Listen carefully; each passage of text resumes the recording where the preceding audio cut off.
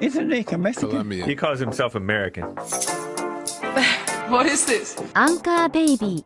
And in this corner, it's the American Anchor Baby. Daddy's home.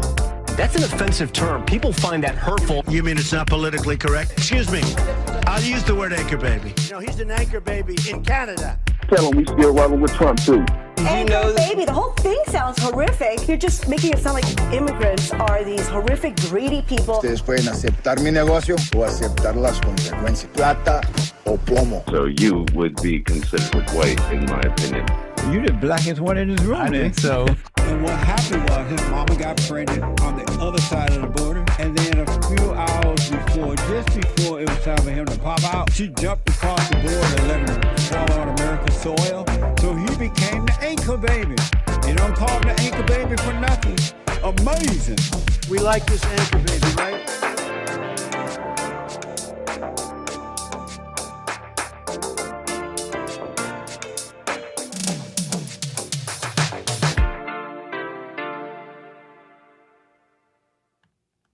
Hello, I'm the American Anchor Baby, and this is my show. Thanks for tuning in on this fine Wednesday. A pleasure to have you back. We got a bit of a show today. And look, we have a bit of a show today. I got something on my mind. Everyone's like looking around at this big mystery, this big conundrum. They're scratching their heads like, what's going on? Who shot who? And I don't believe anything. And which country was it? Was it Israel? Everybody's scratching their heads about this big mystery. And I find it somewhat interesting, okay? I find it interesting because they lack the imagination or just awareness of self and America, their life. I see a lack of reflection, if I may, a lack of reflection in the immense surprise and the intense attention to everything but what I think to me is the most obvious thing that's happening, right? And we could summarize it with words. We'll get into it. We got a whole show to get into to maybe speak at length on it, but right, that darkness of the heart, that anger. And so, but we have the show open and we have lines open. That's why we do this. People can speak their minds as well. Tell me what you think, but I think it's quite obvious to me. The picture's quite clear and somewhat, at least somewhat clear. And if it's not this one, you could say, let's say it's not this one, you could say it's all these other ones, these other events that describe society, describe us in a way. If it's not this one, it was the other ones. So if we got this one wrong, well, how's that going to help you by saying, hey, let me focus on everything but what's happening with America, what's happening with us, and what's happening with people. So there's maybe a mystery. We'll get into it. Details and weird things, and I accept. But anyways, we'll get getting into it. Appreciate you tuning in today. Got a bit of a show. Let me say hello to all my people here. Rumble.com/American Anchor Baby. How you doing? Welcome. How you doing, Gerda? Jules, everybody. Welcome to the show. Welcome people on punchy.tv/Anchor Baby. And of course, here on YouTube, welcome. All my people here, 888-775-3773. That's the number to call. If you got something on your mind, something you want to say, something you want to disagree with, whatever, you're welcome to call in. 888-775-3773. All right, so how you doing, everybody? Cloud Bobs, Mark, Fish, everything's fake. Rex, Mark, everybody. Eric, Lord Spike Protein. Thank you. Hit the like button. Look, in these times of chaos, don't be rude. Come on in so that we're not scared of your behavior that is causing us concern because we have the chaos of the world on our minds. And we're wrong for that, but you got to act like a civilized person. So you've come in here, we're chatting, we're having fun, and you haven't said anything. Like, say hello in the chat, leave a little like, tell me what you think, leave a little comment, and I appreciate your support. All right, so that's pretty much all that. We'll get to all the topics and all that. We got Punchy coming up. You're aware of this. Should be about an hour after we end here. 2 p.m. Pacific, Punchy.tv, Punchy TV on YouTube. Very nice. With Punchy, so that should be fun. I got some questions. I got at least one question for him.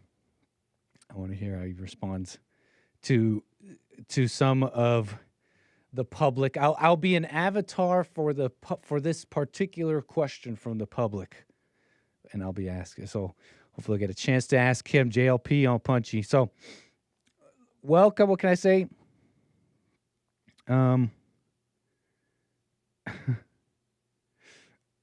That is funny. Sorry, I'm reacting to chat.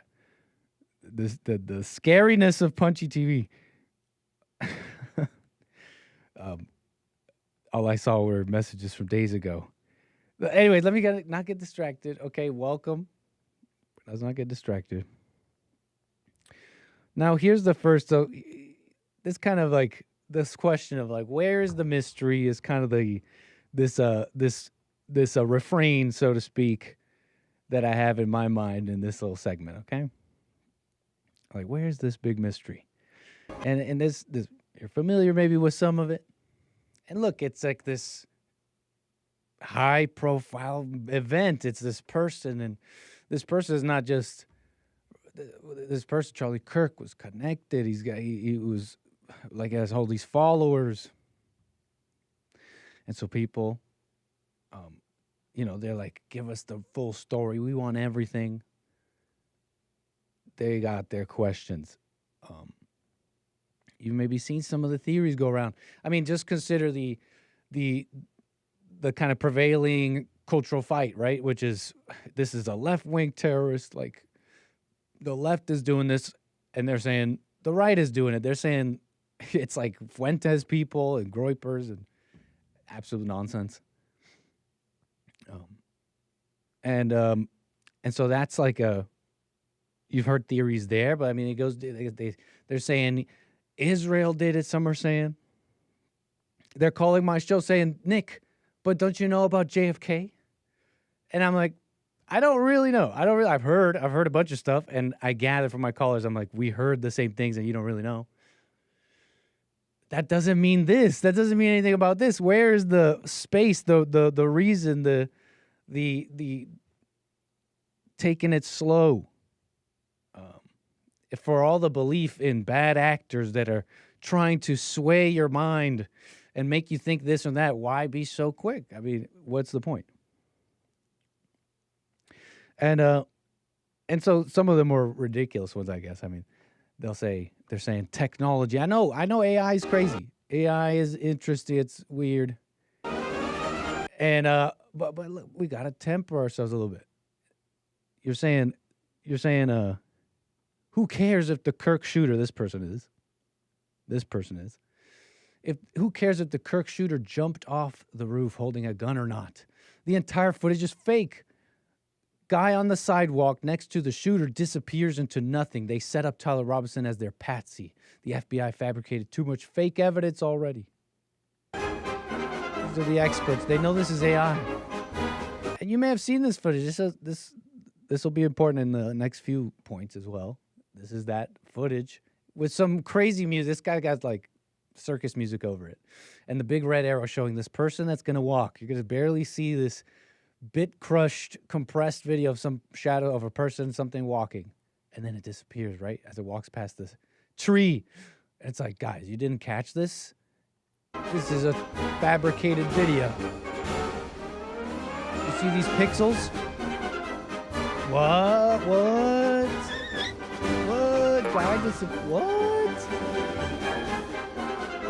Fail. AI graphics fail. And I guess, look, I guess we're supposed to gather this guy's got the whole setup here, right? This red line is where this person's walking. Should be going straight, right? What? Like, anybody that knows anything about, like, video compression and all that, people just simply turning, not continuing the same path. Like, it's like, they're saying, remember the ring thing? I don't know if you heard about the ring thing. They're saying this frame there's a frame right before Charlie Kirk gets shot, and he's got the ring on his finger, and then the next frame, the ring jumps from one finger to the other. And that was proof, right? Say, yeah, it's doctored. It's doctored footage. It's a little hinged. It's like a little hinged ring. It's a little hinged ring, and you can mess with it. And he's just clasping it open and close and messing with it. Do you see? Just kind of messing with it. You understand? And that's just like, okay, so that was these claims of the doctored footage and all that. But you're wondering about these details. You're like, there's a number of confirmed details about this Tyler Robinson individual. And I know the sentencing came down. That was yesterday. Aggravated murder, additional counts of felony discharge of a firearm, obstruction of justice, and witness tampering. But they say, they had that route on top of the roof, shot from 200 yards. They've cited key evidence that places this Tyler Robinson there. DNA on a towel wrapped on the rifle, DNA on a screwdriver recovered from the rooftop. His DNA was found on the rifle. And that's besides what's come out, the Discord message, the text messages talking about, between Tyler and this lover, this person he lived with, and other people on Discord, saying just as much, implicating himself. But that's kind of what's there. And so there was like this detail about, did he break down the gun? He's out there on the roof.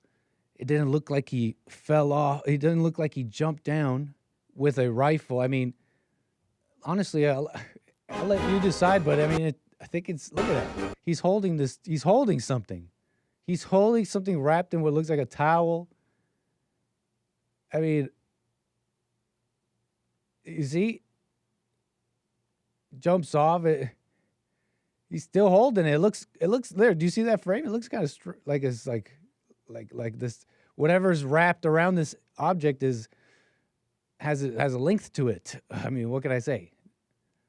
So look, that's one aspect, and the idea is like people were stuck on this. Like he had to have broken it down, but then they found it. They found the gun put back together in the wood. So what? Did he break it down so that they weren't believing it, right? Again, it's like, why you got to go to these details? It's not that crazy. Like, I was telling you about hood people with ARs stuffed down their pants. I couldn't find you an example, but I'm telling you, like this individual, this fine individual here agrees with me. See, we're both aware of the same details, cultural details. We share a kinship in that way. This individual here, and he'll tell you himself, he's seen the same things I've seen. Street, man. I see a young buck with something like this in his pain. Like, bro, what can you do? Right. I seen a young buck with this in his pain. I'm going up the street, man. I see a young buck with something like this in his pain. Like, bro, what can you do? If somebody just coming, you know what I'm talking about? Like, bro, this is not it, man. Get you some daily carry that you can react. I mean, that's some pretty sound advice. I believe that's for the streets. I believe that's for the streets, as he said. And you could call that sound advice from an older individual. But also, what I'm saying here. I'm saying people stuff these things down their pants like it's possible. That video of this Tyler limping around. And they're saying, but this video was before he jumped off the roof, so he didn't injure himself. What's going on here? He might have a rifle there. I don't know. But just dealing with some of these low-hanging fruit, we'll get to it. We'll get to calls and all that about the mind of what people were thinking. Even further, to them, I heard this go around a bunch. Just a normal guy. Just a normal guy. How can this normal guy just go to school? Like some were saying, well, you have a normal guy and he just went to school. It's this proof of indoctrination at the schools, and it's churning out shooters. Others were a little more scrutinizing of that. They say, I've heard this as well about, well, they just simply don't believe it like that. they were indoctrinated by some school. This is a normal guy. They just don't believe it. What pushes this normal guy to do this? It's got to be some other crazy thing. And I'm like, why this thinking of going to that thinking so quickly? I think to me it shows us where to begin with this problem. The fact that people don't see it, they don't see themselves. Allow me to explain. Normal guy. He's just a normal guy. 22 years old, living with a male trans lover. Like, that's not normal. First, let me start there. It's not. It's young and you get in. I know that it's like the thing and all that, but it's simply not. You know, and you find normal people don't find themselves in those situations, I must say. Okay, and then I think you can see that, extrapolate that from how some of these identified groups live. I mean, it's not always the prettiest thing. They'll say that themselves. Mad at his conservative parents. I mean, it's just what I gather, but they say he had these conservative parents, but he's also outspoken, so much so that they're talking about this pretty much right before this event. Tyler's talking about how much he doesn't like Charlie Kirk, etc. That's not normal. Mad at his conservative parents, that's not normal. Mad at your parents like that. You know, when you like hate your family you've seen that, right? Where the children of conservative parents, they go against it and they're like full on leftist, and it's like, what went wrong? That's not to say, you know, you got to believe in the same politics as me. That's what makes a good parent. I'm talking about order and cohesion. When a child is, you know, politically aberrant from their family and it's motivated by what? Like resentment, anger, that's not normal. That's the precursors. They're saying he's indigent, so they got to give him like a lawyer. I don't know how common that is. I don't know if that's just like anybody who needs a state lawyer, they call you indigent. I don't know. Indigent means like you're poor, like you don't have a lot of money. And so anyways, I mean, they're saying that he was going to school to be an engineer one semester and then didn't work out, went to started working to be an electrician. So anyway, I mean, these are some of the details. That people thought it was strange. He's not cooperating. But I see another thing that's just as likely, an individual who, right? I mean, they're willing to kill somebody. They're you know, it's over for them. They're saying they're calling death penalty. This guy's like, you know, this is the system. This is all the crap I hate. Why do I have to say anything? And I say this because, you know, I got even callers. They're like calling me. They're like, Nick, check this out. I promise you this is true. I promise you. I was watching Candace Owens. And nice lady, nice callers, all that. Candace Owens. I'm watching Candace Owens and there was these claims. I'm forgetting the exact details, but about Charlie Kirk and some letter between Bibi Netanyahu. And so I'm telling you, it's true. What do I find when I look into it? I'm like, okay, I find some woman saying a bunch of claims with no proof. You know, this is just my opinion. I don't personally see Candace Owens as someone credible. I don't really see her like that. I mean, she made this huge thing about going after Macron and his wife. And like, I'm telling you, this woman is a man. I'm like, what kind? Like, how important is that? Like, I find it strange, and I just don't see it. That's just my opinion. I don't find her a credible person. So, you know, if she has all these receipts, she's like, I dare you. Don't make me come out with it.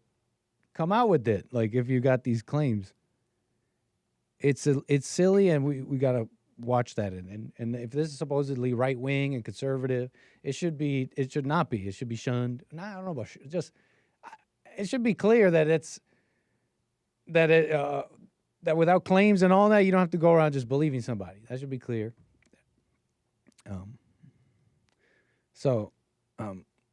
What did I have here? And I'll get to calls. I appreciate it. Bibi didn't include there Well, we don't have to play all that. All this stuff. I mean, she's going around saying the texts are doctored. The texts released by about this Tyler Robinson thing between him and this male lover that he lived with, a text saying my love and all that. She's saying they're doctored. I mean, what do you just... Yeah, these messages are clearly doctored. Clearly. Is what I would say. They're doctored. Now, what I would say. They could decide why they're doing that. Tyler's being forthcoming. We're protecting him in some capacity. I saw a longer thing on this, but whatever. Look, I'm not even asking you to take my word. It's not that deep about Candace. I'm just saying all this because I think to myself about what is the mystery, and I can say like, okay, there may be some mysteries about the case and this or that, maybe some detail here or there, or more. But for the public, and you're just an individual, how do you take this? Your first thing is it's got to be Israel. It's got to be this crazy thing. It's got to be, some assets. This person, some asset, or brainwashed. MK Ultra. They were when it's like, look at your lack of self-reflection. Is it such a mystery that you got an individual, right, growing up angry? I mean, he's going against his parents. He finds himself part of, it seems like seemingly part of online things that were obsessively like into violence at times. He's like this gamer type person online all the time, and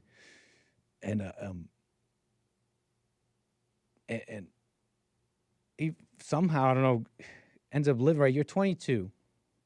Well, you probably, he did one semester at a college. I forget, 19, 20. I mean, that's pretty much around the age you're going to this college stuff. It might be you're living away from home first time. I know many did it around that time.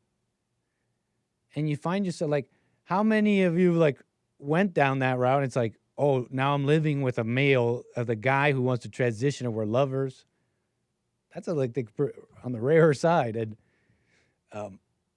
Fitz was somebody maybe obsessed with kind of this stuff, being brought into it through the internet, etc. You see, it's like, where's the mystery? It's like the derangement of the youth in America. It's happening, right? You had this guy. Before it was like, I mean, there was like the trans shooter at that school. Then you had this black guy who was like, what? Nazi? I don't even want to say if that's fair, but right wing, I guess. The black guy and forget where, young black guy, and then the girl with the KVFM, right? Is that more right wing? I don't know. And then before that, the transgender. Where's the mystery? I mean, you got generation, right? All these people who hate their parents. They're saying they're dumb, their ways, their thinking. And then that's, there's like ... of that happening, right? I probably pop up somewhere here. And then we're looking around, and there's all this unchristian, hateful thinking. Like, it's fine for someone to be murdered because of what they think and what they were saying. It's a dark people that have turned away from God. And then you see the viciousness on both sides.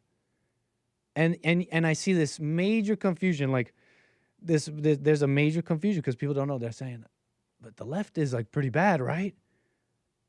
And they're having trouble describing what's going on, and they don't really trust or even know that this evil is on both sides. They're vicious. They're both very vicious. The thinking is about what's their strategy. So anyways, look, where is the mystery? Anyways, I think I'm done with that. I want to get to some of my calls. I appreciate them coming in. 888-775-3773. But yeah, we'll get to that. Some of the viciousness, maybe even like, or even just the thinking. Like, think about Pam Bondi hate speech. I want to get to that. But I want to do these calls. This is the Attorney General with Trump, and she's on this. She was being asked about Charlie Kirk. She's like, during this time with Charlie Kirk, we're going after hate speech. We're going to go after hate speech. I'm like, isn't that what the people that support, like, that are like thrilled by this shooter, and even maybe the shooter himself thought, like, that's hate speech. There are some evils that you can't negotiate with. But you know, that's what some of the alleged texts of this guy. There's some evil you can't negotiate with. And it's crazy because that could even be somewhat, that could be a true statement, but you know, the insane mind takes that and says, and that's why I must, defeat evil and do this crazy thing with Kirk.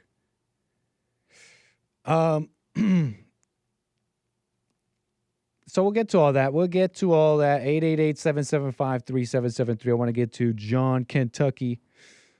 Let me unmute you, sir. Appreciate your call. You're on the air. Yeah. Hey, man. What's up, John? What's your opinion on Nick Fuentes' comments about Israel and Bibi Netanyahu offering $150 million to Kirk and him declining it? I'm not familiar with those comments. What did he say? That was yesterday. Yeah, I'm not familiar with those comments. He said that Bibi offered Charlie Kirk $150 million, and Charlie Kirk turned it down, and he also turned down an invite from Bibi to Israel to educate him about the history of Israel and their people and all that, and he turned it down. And they don't think the focus should be solely on the shooter, but that's the conspiracy theory that, you know, the higher-ups in Israel have something to do with it as well. And you're saying Nick Fuentes is saying the higher-ups in Israel might have something to do with it? Yeah. Really? Yeah.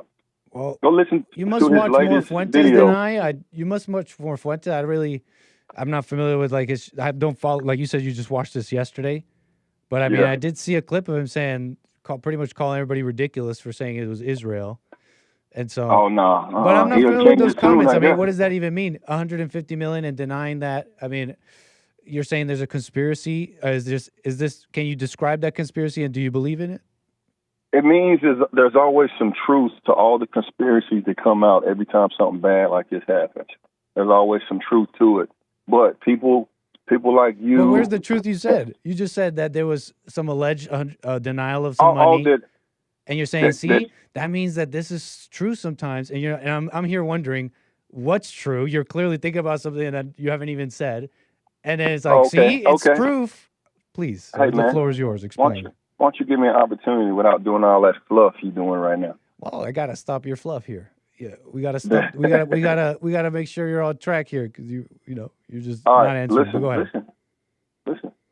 I'm not saying it's true. I just think it's interesting. I don't think everything is Republican versus Democrat.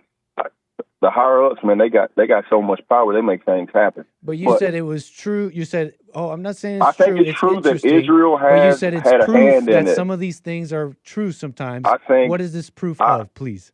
I also think that Israel has something to do with it. And how they is want this Charlie proof? Kirk. And you said also when I heard when you're talking about who's also. Can I just explain a conspiracy theory without you having me be matter of fact? Because nothing that you're saying and nobody else is saying is matter of fact. So why are you calling to talk about things that you don't want to say there? But you said it's as a matter of fact. It's a conspiracy theory, Nick. It's a conspiracy theory, right? And I'm saying there's always a little truth. Right. You said it's a conspiracy theory. You said that this was proof of this might being true. Are you retracting that? Okay. Did you just say might? Right. You said that this is proof of that maybe being true. So that's not absolute. So that's not absolute. I'm saying. Well, I didn't say you said it was absolute. I just said what you said. You said that it was proof. I'm trying to understand what's the proof here. Well, act like I didn't say proof, okay? And act so like you do I said, retract it. Now, see, I'm not the one derailing. I'm keeping it straight. Dude. That's fine if you retract it. Then we'll move on. I'll just wait. Can I talk now? Be patient with Nick, caller. See, yeah, be a little patient. Can I talk now? No, I'm just asking. Just be a little patient with me. I'm just trying to understand. I don't think it's. I'm giving my opinion on this.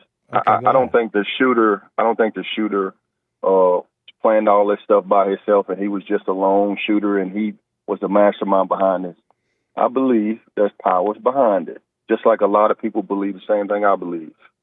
Okay, I do believe if Charlie Kirk turned down $150 million from BB and rejected his invite to Israel, that just that little portion right there lets me know there's some shady stuff going on right there. And then BB to get on national TV as soon as it happens and trying to use Charlie Kirk's death to up him and his thing he got going on. There's something there, in my opinion. Hey, that's like your crazy mind, maybe. I gather. Well, from what so you've that's told everybody. me, I have to say it could be your crazy mind. But hey, okay. What does your crazy mind think? You think it's just a Republican versus Democrat? No, I don't know. I'm not familiar with the comments you said or about any of this denial of this money. I'm asking you. I'm not familiar. I'm asking you about this whole situation. Do you think it's just simply a Republican mindset versus a liberal mindset? Oh, you mean the shooting? Yeah. No, they're both very vicious. They both have anger. I think the left and the right can both, and we are seeing them raise children that are right deranged or angry, no values. And if they're not those shooters, do you think raising Israel children, has anything to do? Do you think Israel has anything to do with it? No, personally, I don't see any evidence for that. So Nick Fuentes is out of his mind. But I was saying he didn't say that.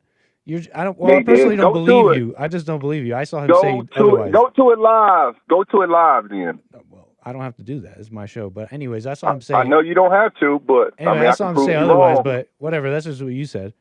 You know, you're not personally a very credible person, but I was saying. Well, you're not either. You always like to say that. I was in the middle of saying something. I was in the middle of saying something, John. Hello? Well, person, you're not either. Hello? I was in the middle of saying, I was answering your earlier question about if it's left or right. Would you like to hear? Do you still wish to talk to me? Really, I got to go back. All right, John. Take care. But left and right, it's like, no, both sides are clearly raising children, right? They're raising children that if they're not doing this shooting, they're gleeful about the murder of somebody. They're and they got their own side and they got their own idea about it, and they're like spread lies about it. I personally don't believe him that because I saw a little thing. I just saw a thing about it, and he was saying they were criticizing Nick Fuentes, right? They were saying this guy's actually running cover for Israel because he was saying, okay, guys, I know I'm the Israel guy, but you guys got to chill out. It just doesn't look like that. You guys are crazy. That's the clip I saw, but whatever. That's just what I saw. But yeah, it's a silly thing too to think he's being fair about it. He's got his side. He's like, do you see it's left or right? Because he sees it as white, black, Jewish. What's happening here is like, at least with Kirk, are you civilized or not? Decent or not? And it's starting to become that visceral. You understand? Are you laughing about someone's murder or not? Do you want to enslave? Do you want to do unto your so-called, what you say are your oppressors? That's what John wants, by the way. I don't know if you know John. You may not remember his calls. But he's like these Israelites. They want to enslave, right? They want to have them in chains. He sees that as good. Have the whites in chains. So, I want to get to more calls here. Pam Bondi is kind of thematic right now, but we'll get to her. I do have some callers here. Let's get to Elixon out of Ohio. How you doing, Elixon? You're on the air. I had to unmute. I'm good. I just keep hearing people taking sides guessing what the other side's doing or thinking, making up conspiracies, and living in their imagination. Like, when are people going to stop doing that? And they just keep switching sides and making groups. It's crazy. Yeah, nobody knows anything. They have an agenda, I think. People might just, they have like their own agenda. I mean, I saw this death as valuable to people trying to make a point and trying to say this or that. So. There's not even anything to talk about in this situation. Nobody want to take what they're seeing for what it is. They just want to go above and beyond what they already know or heard. Even what you hear is not 100% because nothing is final. The case is not final. And people just keep talking about nothing because that's what it is, nothing. Mm-hmm. And this show right here, it just highlights what I'm talking about. And that's why I listen to the show. That's why I listen to Jesse Lee and what was the other guy? Hake? The one before. The Hake report? Yeah, Hake. Yeah. Yeah. Shout and out to the Hake report. People, you gotta. This is my message to people right now. These shows, you gotta learn. It's not even about learning. It's just about seeing. Because even I am tempted to, to gas or blabber about stuff, but I could stop myself. People gotta practice to stop listening to their own thoughts. Yeah, because that's all it is. There's nothing else. It's all it is. If you don't listen to your thoughts, then you got nothing to say. That's an interesting point. It's Ellickson, right? Yeah, Ellickson. Ellickson. That's interesting, man. That's where that's coming from anyways, right? I mean, that's just like I'm thinking about myself here, just reflecting. Yeah, blabbering. When you got so much to say, that's like you probably don't know what you're talking about. Yeah, it's all coming from the thoughts, but you don't have really in reality. You got nothing else to say because everything that was said is already said. Everything else is just coming from your head. I just realized that right now. Right, because if you're not talking about something real, something that's happening now, then what are you talking about? You're talking about thoughts, talking about... Exactly. Fair enough, Ellickson. I appreciate that, and I appreciate you being a first-time caller. All right, man. I'll keep you watching your show, man. Thank you for listening. Shout out. Call me again, man. All right.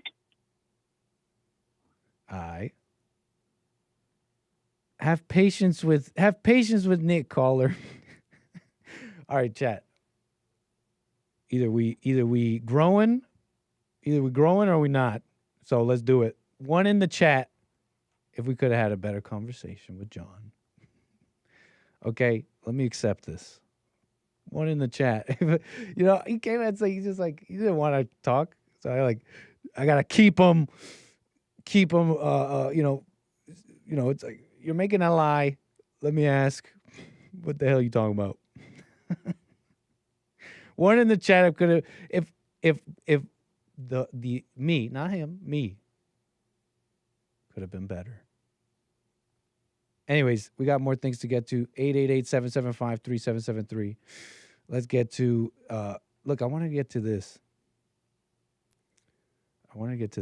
Pam Bondi, look. Because there's talk about hate speech.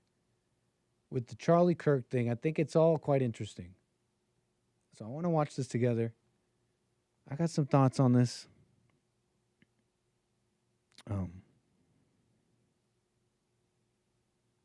So check this out. Pam Bondi, look, check this out. I think you can explain some of this, but the context. Okay, Katie Miller. I don't know who that is, honestly, but she's on her show. Katie Miller. And okay, so she's talking about with Pam Bondi.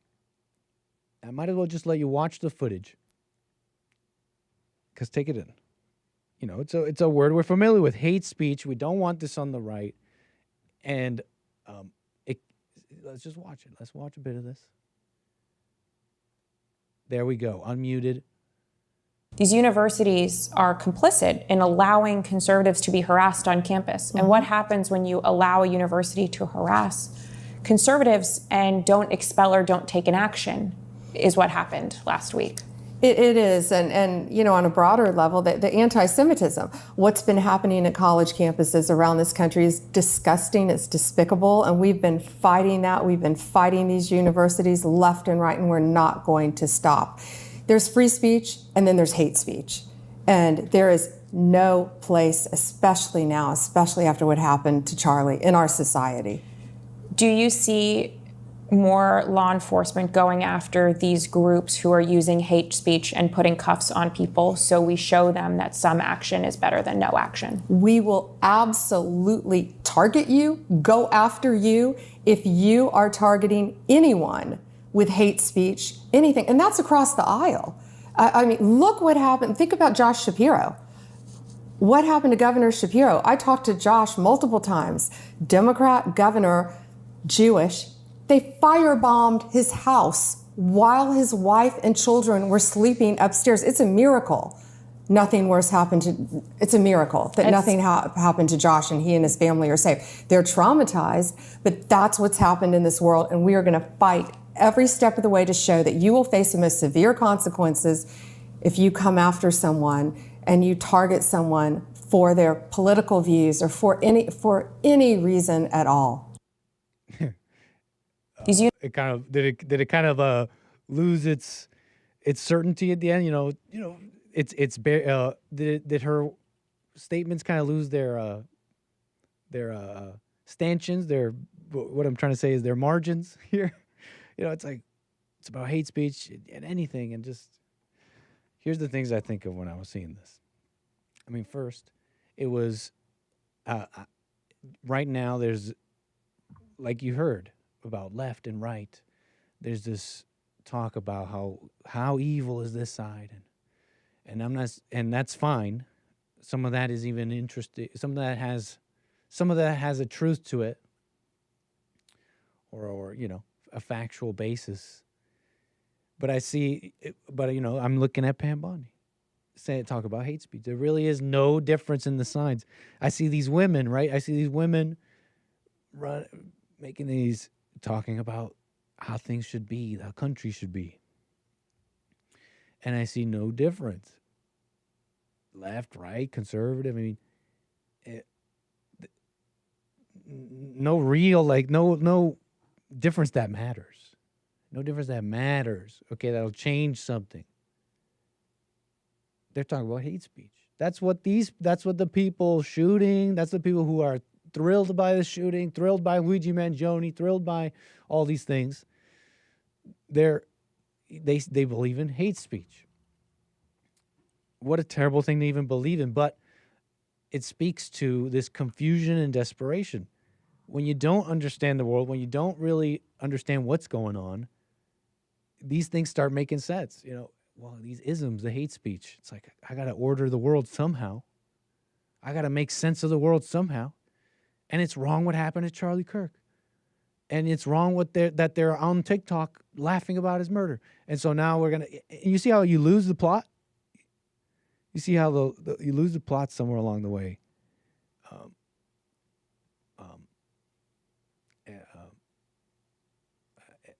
And so anyway, so that's just one thing I see. There's this, another part of me kind of explains what happens. How do I put this? I just kind of see what happened here. Like, here you got some woman. Like, here, you know what? I think this explains what I'm saying. Trump responded to this. Okay, a reporter asked him about the hate speech thing, and we'll get to calls here in a moment. A reporter asked him about the hate speech thing, like, hey, whenever your people talk about going after hate speech, what do you have to say about that? A fine question. By maybe a fine individual, possibly, working for a not so fine, media, ABC. Ask him a fine question. I mean, and this clip, look, it's got all this airplane noise in the background. I think they did their best here with the audio, so, Take our 20 hostages. I think that'll be okay. So they ask him a number of questions. I'm trying to scroll to situation. the part in question. They ask him about. It came out yesterday. I'm sure you saw that. They want to. Supposedly, they've taken the hostage out of deep caves. Heard of that one for They've committed actually genocide in Gaza. That'll come to a vote, but we'll see what happens. And what do you make Pam Bondi saying she's free speech? Right here, Pam Bondi. Is that, I mean, a lot of your allies say hate speech is free speech. You probably go after people like you because you treat me so unfairly. It's hate. You have a lot of hate in your heart. Maybe they'll come after ABC. Well, ABC paid me $16 million recently for a form of hate speech, right? Your company paid me $16 million for a form of hate speech. So maybe they'll have to go after you. Look, we want everything to be fair. It hasn't been fair. And the radical left has done tremendous damage to the country. But we're fixing it. Attorney General Pam Bondi. Look, I love this guy. I love this guy. Think about it. You think, well, come on, Trump, don't be a beta. Or defending the woman, she said something wrong, right? She's against, we're not with hate speech. What's wrong with Trump? To me, this you may see this, you may see it one way. This is how I see it. I see it very clear. It's like, this is a guy that gets it. He gets who he's talking to, okay? You think that Trump would ever go on camera with ABC, with the media that hates him? You think he'd ever go on camera and say, yeah, no, you guys are right, Pam Bondi, I don't know why she said that. Unless he really had to, unless it was clear and obvious, like, I just don't see it. I don't see it happening. You think he's just going to do like his own administration and show that image? Like, absolutely not. And not only that, why would he have to? To these people who don't care about do you think these people? Oh yeah, these are the champions of free speech.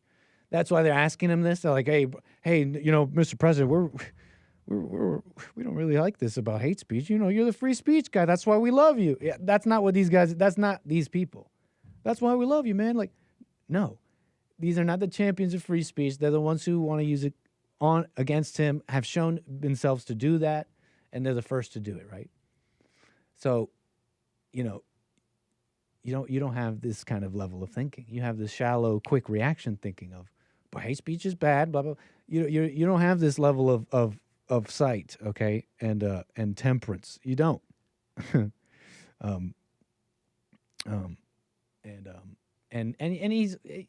As he says, I mean, to me, this you could take it how you want, but to me, he's speaking how he's always spoken. He's like, we want to be fair, right? He gives them this. And here's another thing. This is another thing I want to say. He uses these words, right? He's saying hate speech, but he's using it different than Pam Bondi. He really is. He's looking at these people and he's talking about their darkness of their hearts. And it's true, you have to be these dark-hearted people to go after how they've gone after the president and the lies they've said about the country. And the enduring and how they stayed there. They're committed to it. And that's what he's pointing out. And it's just clear to me. I don't know about y'all. But yeah, I just love this guy.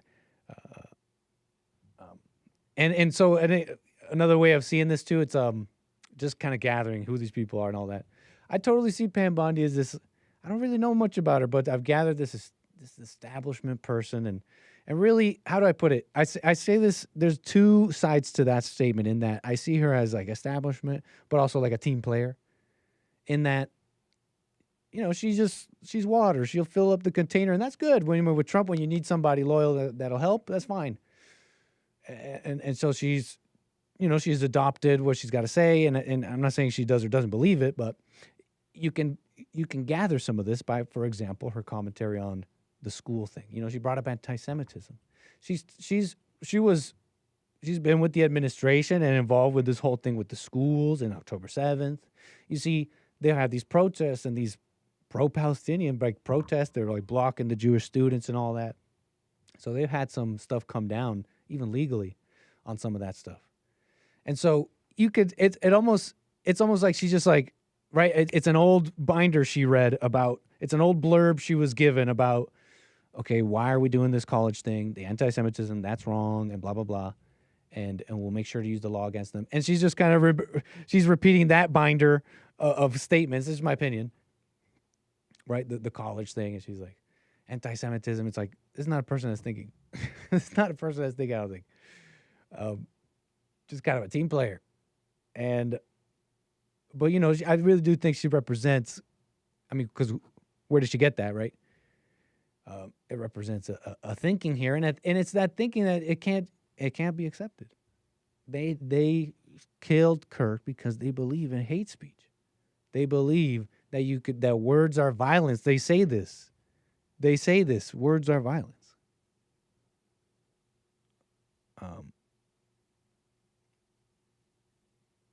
But anyways, what else here? That was the Pam Bondi thing. That was some of the Pam Bondi stuff. Okay, yeah, we already saw that one.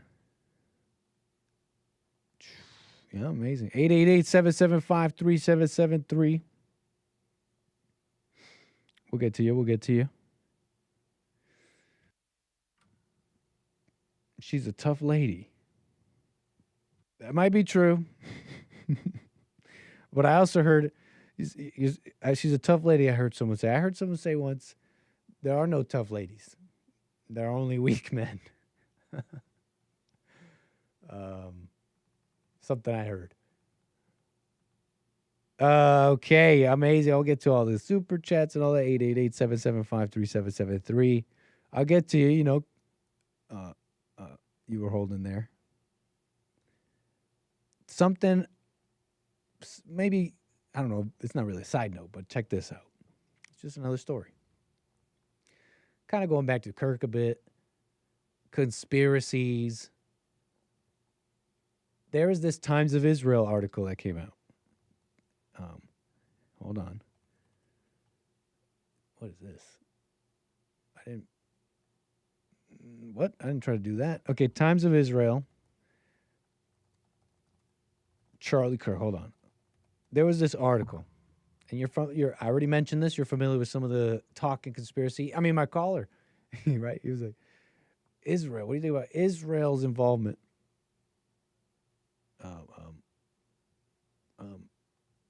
People got to, be careful what you're watching. Candace Owens is not credible. Okay, so this came up because in the midst of that talk of Israel, wrong kind of friend, rethinking Charlie Kirk's support for Israel, and it was right Times of Israel article. And it was critical. It was just like a pretty critical article of Charlie Kirk, in the wake of his death, or so to speak. They asked the question, was Kirk's support, I mean, they agree that he supported Israel, and it was fervent even. But they ask, was Kirk's support ever truly helpful to Israel?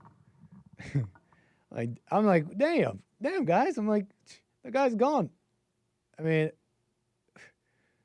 but I didn't read much of it. I had a random thought about this. Times of Israel, they're like, see, this is proof that something's going on. This is proof of something, a conspiracy of something. It's something weird, right? 150 million, that's something. That's not sane thinking, by the way. That's not sane thinking. If anything, it's not proof of any of that. If anything, this proves that we shouldn't be fighting. And not everything was fighting. And I'm thinking about Kirk, the right wing, and internal discussions and disagreements.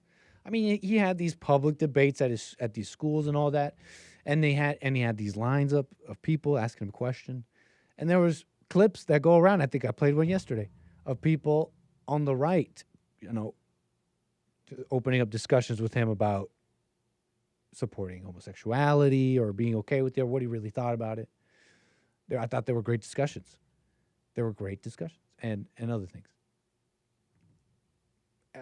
It's proof there's no reason, because there was some discussion that was normal and that was great, but for many others, I also gathered over the years that it was, deeper. It's like a real enemy.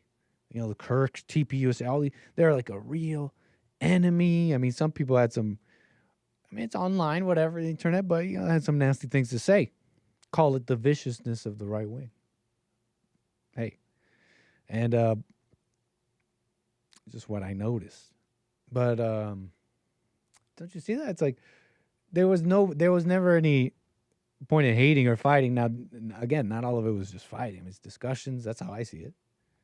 Doesn't have to be a fight, it's a discussion, but they're saying they're going to criticize. What do they even criticize? Either way, Israel should not be flattered. Even in this era of unprecedented isolation, our cause is not so desperate that we must welcome with open arms every supporter at any cost. I mean, that's pretty reasonable. But, again, this is just cherry-picking the article. They call him an extremist. This is what I was remembering. This is the part of the article that was interesting. And you have to assume, whatever, Israel's full of liberals or something. Charlie Kirk was an extremist, racist, misogynist, fascist. Undeniably, Kirk was an evil man who dedicated his life to spreading hate. It is doubtful that his devotion to Israel stemmed from genuine solidarity with Jewish history. That's a silly thing to say. It's just the guy was Christian, and his Christianity, in my opinion, was kind of informed his thoughts about this stuff.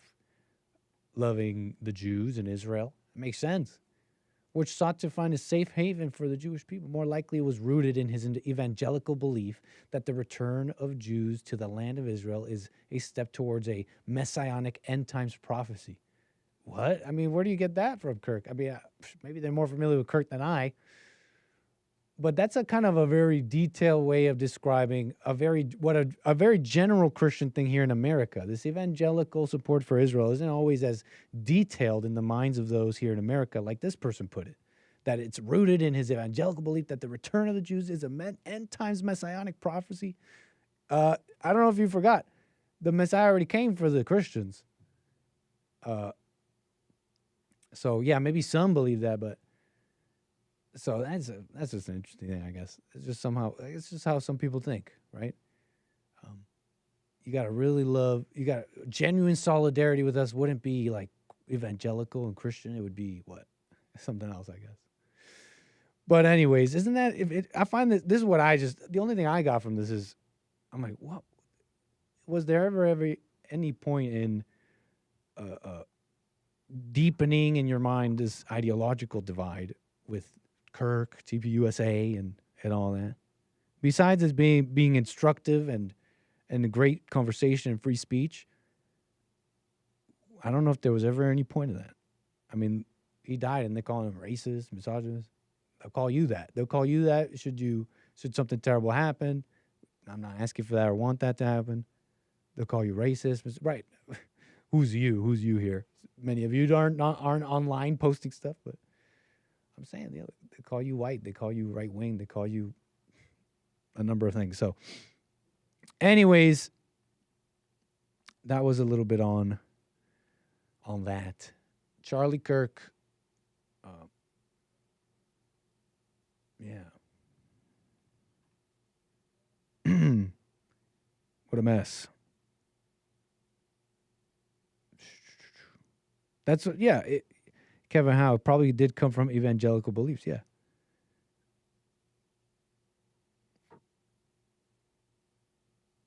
Fair enough. Kirk genuinely thought Israel was the Holy Land and Jews were chosen by God. The whole story. Isn't that the stuff, isn't that like in the Bible kind of stuff?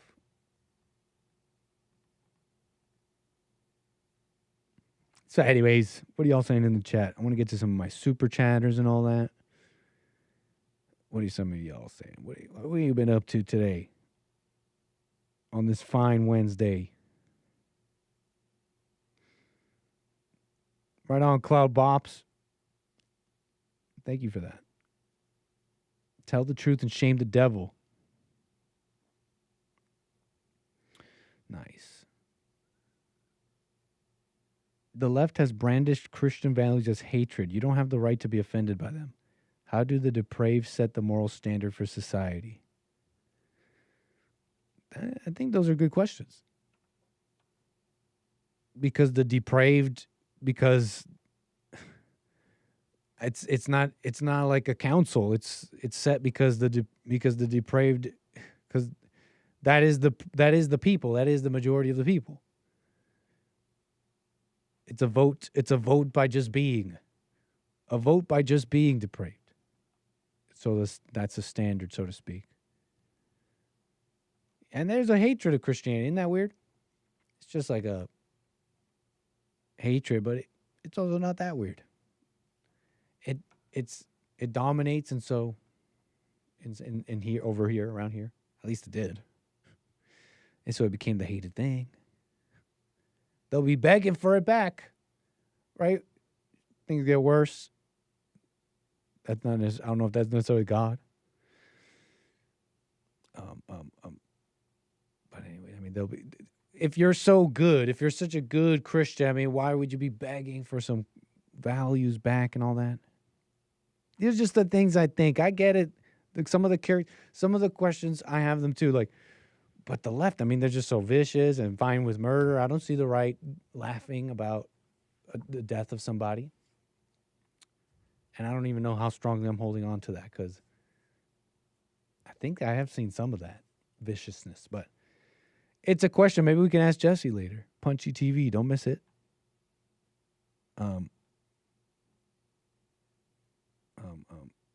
That's like the prevailing question, right? But they're really bad, though, right? We have to.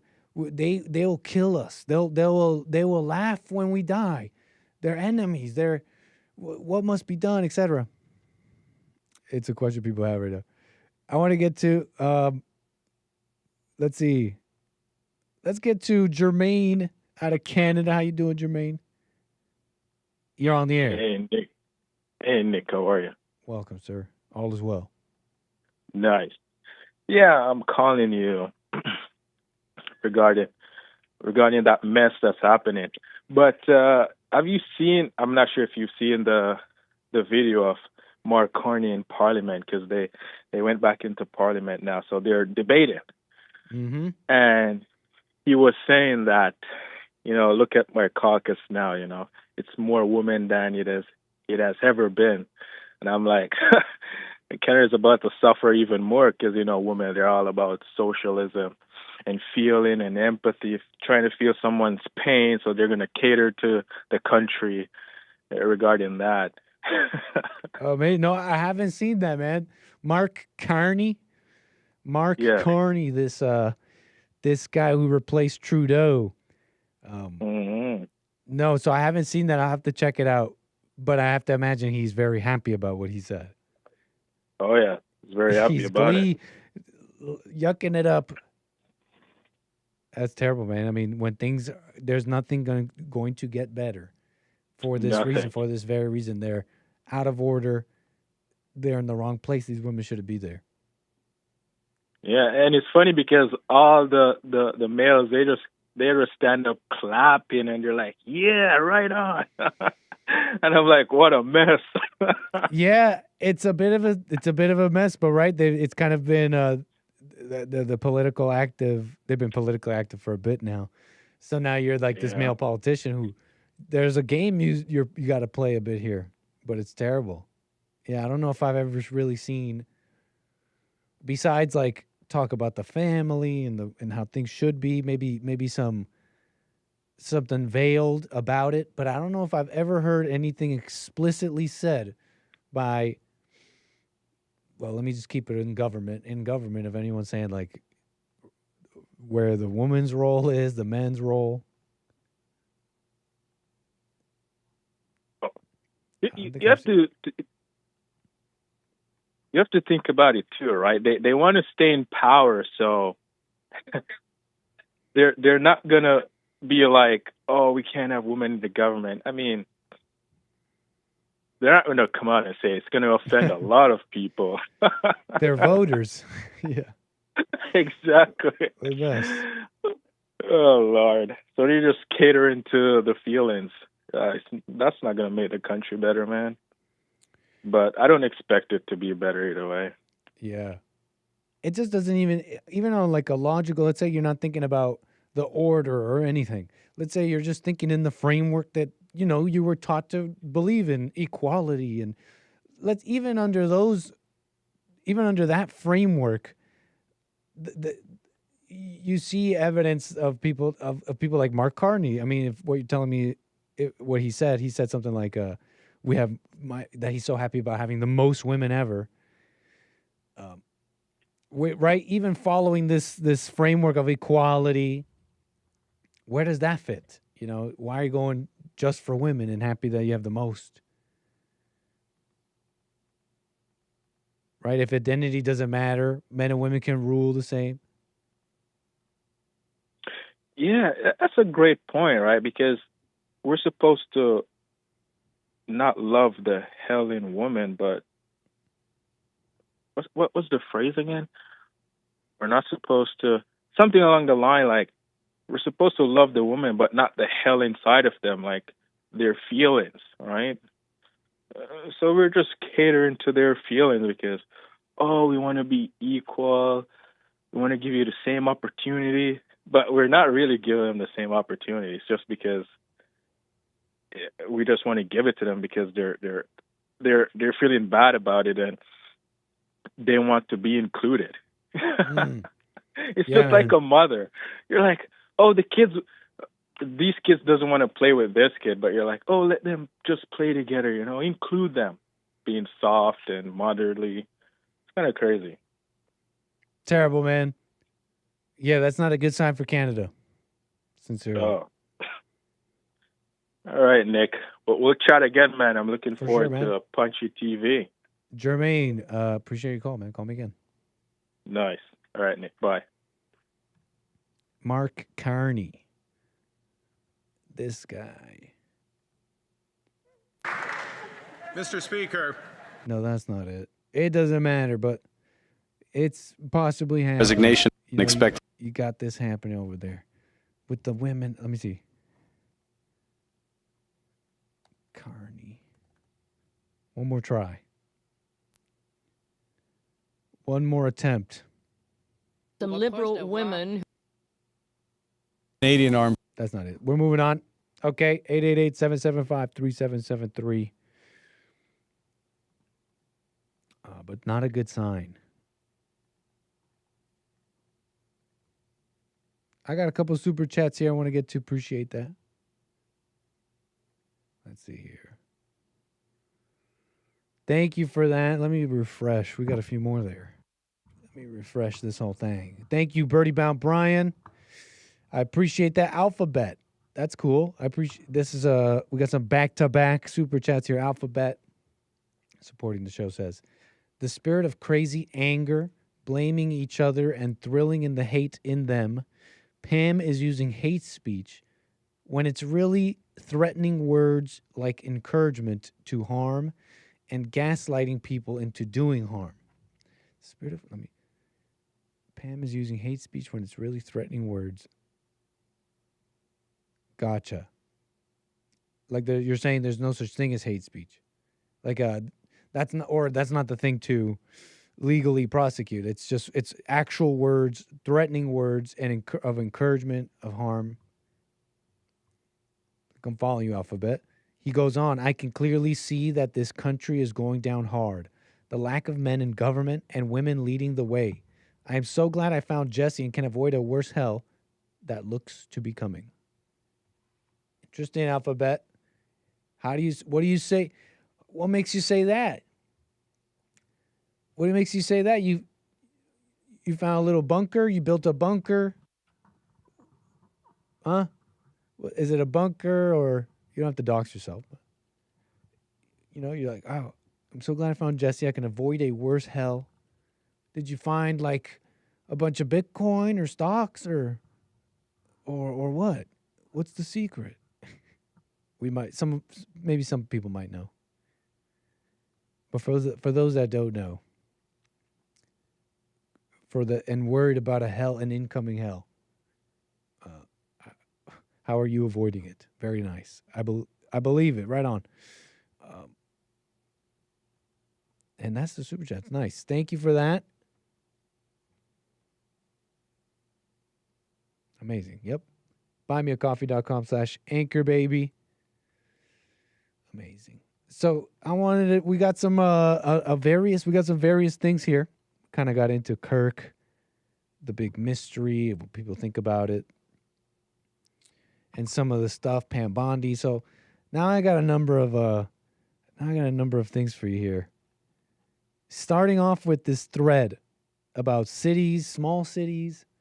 You may have heard about walkable cities. You're like, wait, I want to have walkable cities. I want to live somewhere where it's, I don't know, we don't have all this traffic. I don't have to drive everywhere. Now, I don't know if everybody feels like that, but I've heard some do. Some do. Sometimes they live in the city, I gather. I mean, I gather I've seen some of this commentary, and I gather that they're in the city and aware of the problems, right? Traffic, having long commute times, having to drive everywhere.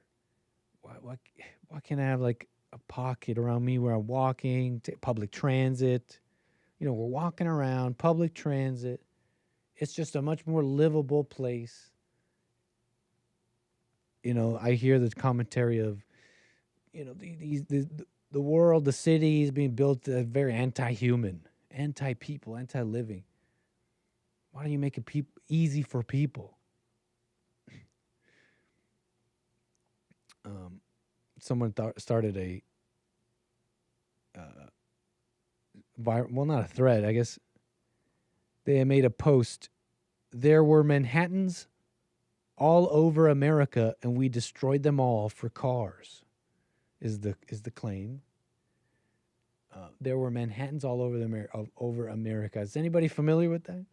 I'm trying to understand what he's saying, right? I mean, and this person is responding to this picture. Downtown Cincinnati aerial view, April 1956. Okay? That's what this is, apparently. Aerial view of Cincinnati's downtown. I mean, it looks like a bunch, right? Buildings. It looks dense. Looks right dense. Now, this person says there were Manhattans all over America. We destroyed them for cars. I have to gather a few things now. There may be implying something. Tell me if this is obvious to you and I'm wrong here. But I mean, this person's talking about the suburbs, maybe, and all the need for cars, and it's, there were these cities. There were Manhattans all over America. This person's saying they were great, right? Amazing cities all over America. Tell me, anybody in Cincinnati? Is Cincinnati not good? Is Cincinnati a mess? I know downtown Los Angeles is a mess. I'll tell you that right now. Downtown Los Angeles. It smells everywhere. There's graffiti everywhere. Take a walk around the block, human feces.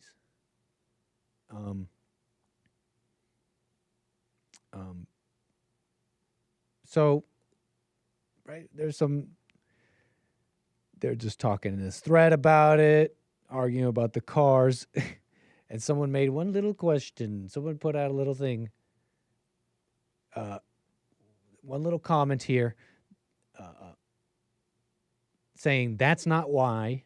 The real reason has basically been erased from history. I will not explain further. If you know, you know. I'm reading this. I'm like, I don't know. What the heck? What is it? What? I don't know. Someone tell me. You can't walk Cincinnati or Dayton. The hell is that? Must be dumb. Wait, what? I think someone in the chat might know the reason. It seems like someone in the chat might know.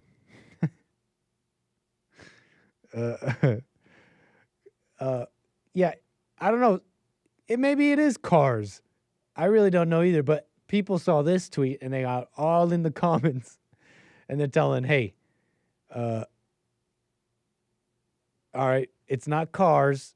It's basically crime and black people and white people and white flight. I just didn't know. People were in the comments quickly to this, right? They're like, well, yeah, everybody knows. Joggers, civil rights, the Tartarian Empire. Okay, that guy's just joking. Teens, anyone? Mud flood. What's that? I disavow that. I don't know what that is. I want to officially thank black people for destroying urbanism and giving us the suburbs. Is this true? Or is this just is this hyperbole, or is this just somewhat true?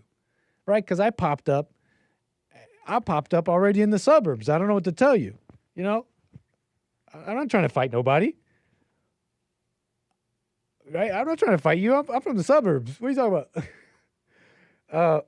So they already existed. I was around. Like, I remember that one caller. Where's she at? What's her name? She was talking about how she left to the suburbs. Right? Her family left, and she called it white flight, and she thought that was terrible that her family had her move away from this area because, you know, they were racists. They were just racists. I thought to myself, I think it sounds like you were lucky. But, you know, so how true is this? What do you guys know about it? Or is it one of those things that's somewhat true? I'll tell you this. I see the whole conversation differently now, right? Oh, we don't have livable, walkable cities because of cars. We just love cars. Americans just love cars so much. I've heard that over the years. I heard that before getting into politics. Americans are so in love with cars. They're just so in love with cars, and they're just not going to give them up. And so they're just going to pollute and pollute. They're just going to pollute, and, you know, it's just these people. But how many have long commutes because they don't want to live in terrible areas? Now, the cities, these are the great American cities. I mean, that's an interesting thing to think about. I don't think I've thought about it that much and how much they've changed. Not, at least not this. Now, there were some interesting factoids people were sharing. Where did I put that?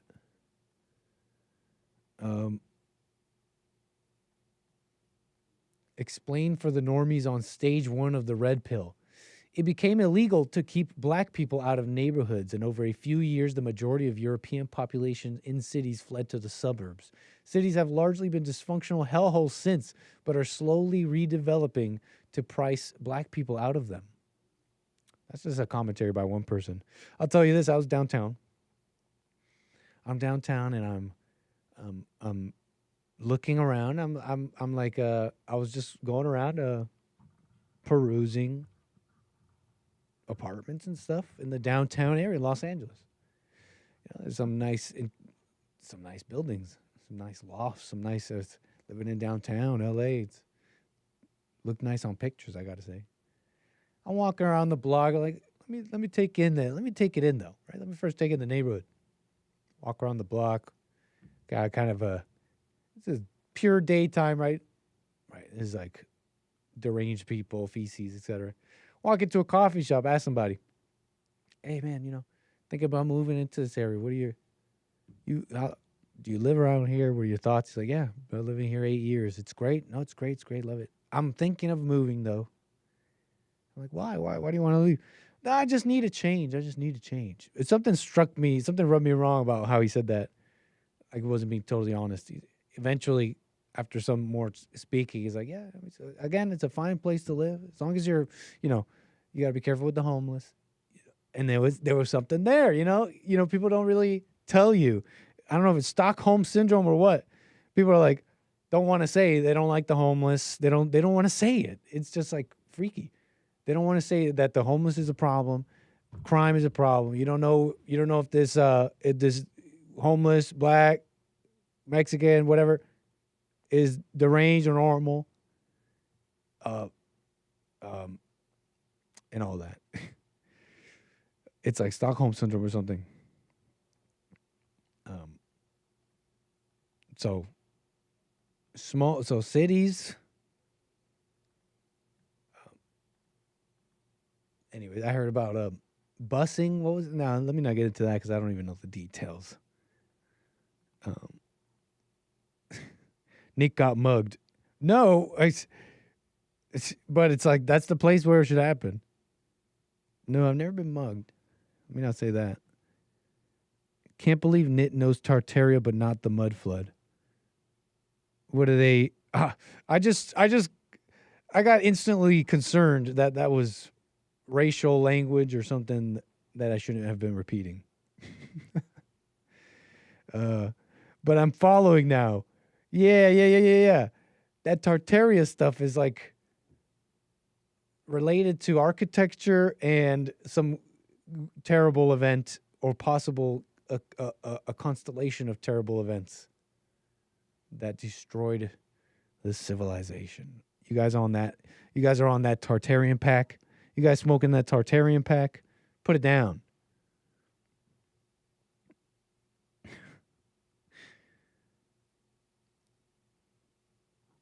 What a mess.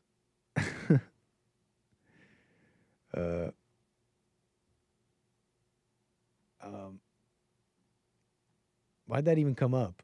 Tartaria? That was one of these comments, right? Oh, the reasons why we don't have walkable cities. The reason why we don't have walkable cities with nice public transit, amenities, and like, I don't know, this flying cars and a utopia.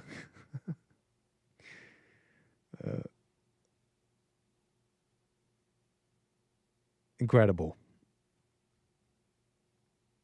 So moving on, we're talking a bit about the cities a little bit. I had saved this away. Random content here for you. But I had saved this away because Jeff Epstein posted on X, verified account on X, Jeff Epstein. Now, that's not, the real guy died, right? But this is an account on X. Americans should know this. 900,000 Jewish settlers live in the West Bank and East Jerusalem. None of them work. They live off government funding, free housing, free healthcare, free everything. And it's all paid for by your U.S. tax dollars. They shares this picture here. I'm not familiar with, so look at this. I've seen the people of the West Bank wear some of this, and I've seen people not in the West Bank not wearing this. Anybody know the significance? Are they particularly religious, the ones that go out and the settling and all that? But yeah, it's nice family here. But what was I doing? Oh yeah, so that was what was being claimed, right? And here's why I saved this, because this just, I'm scrolling X. This is just going by. I'm like, whatever. But I see this comment because this guy, whoever posted this, whoever this person is, anonymous Jeff Epstein, this guy, parody account, satirical commentary. This account does not represent Jeffrey Epstein. Says satirical commentary. Can you really take stuff seriously? I mean, if you engage on X, you can make money. So yeah, people have a vested interest sometimes to lie. But okay, this is the claim. I found it funny though, because the part I clicked on was where this guy uses technology, uses AI, Grok. He turns to Grok on this topic of fixing homelessness, right? It is an interesting thing. I mean, the idea is what? You got all these settlers, right? They don't work at all. Free housing, healthcare. You're telling me they're getting all this off government funding? Why don't we do that for our people, right? That's the commentary. That's the argument. That's what they're arguing about. Why can't we fix homelessness? In fact, it's to the point where these people believe they have a thinking in their minds that every homeless person can be housed, that let me just explain the facts. This is what this person thinks. They reached out to Grok. Hey, Grok, the U.S. has over 600,000 homeless, yet sends $3.8 billion every year to Israel. Housing every homeless American would cost less than that? Question mark. Grok, U.S. homeless count is around 771,000. That's what they're saying. 2024 data. Annual aid to Israel is $3.8 billion, standard military aid. Estimates to end homelessness range from 11 to 30 billion a year, including housing and services. More than 1 year's aid, though some older figures cite 20 billion total. Actual costs vary by month. So I found it funny. It's just like, maybe it's like slop, and this person's just posting and trying to be bombastic. They don't care about what Grok responds with, because they asked Grok this same question multiple times in different responses to other arguments with other people. This person's like, yeah, this is BS. How many homeless are in the United States, and they are being given billions every month? I don't even care what they have on the politicians. This has to stop. So, and in response to someone being like scrutinizing this Jeff Epstein guy, he's like, yeah, okay, Grok, tell him the truth. All right, Grok, get him. Grok's like, yeah, it's pretty expensive, 11 to 30 billion a year, every year. So it's cheaper to, right, using Grok here, it's cheaper to help Israel. And then you realize, look, you realize the folly in thinking. And I know many people who think like this. They really think, one, that you can. They think they have the figures and facts, and they know exactly the fiscal amount it would cost to help every homeless. Here, this person's just housing them, right? Please, does anybody really even listening? Anybody really sort of reasonable think simply housing the homeless, that's really their only problem? Really? Do you like, on a serious note, do you think to yourself, they simply just don't have a home? That's why they're homeless. Just give them a home and they'll stop being homeless and boom, fixed. Like, does anybody seriously think that? So I have to imagine if that's just the cost for housing every homeless, and this person is wrong about that, according to Grok, what does it cost to help them, actually help people? I mean, you realize the thinking is really dumb. There's no way they should be a burden year after year. That's different than, that's not helping anybody. That sounds satanic, very unchristian. It sounds wrong. It sounds terribly wrong. And it's like a gimme mentality. You're like, okay, give you the reins of power, really? Hey, we got these people, they're not running things. It's just Israel for them. They were just giving it to Israel. So give you the reins here? Let you handle things here? You're going to house every homeless? That's your idea? Heck no. Come on. Hello. It's just me, huh? It's just me here, huh?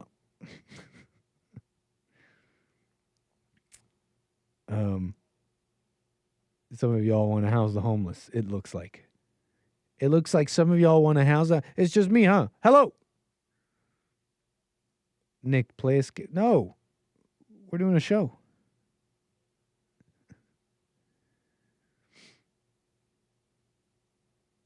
Knit not into free energy. What are you talking about?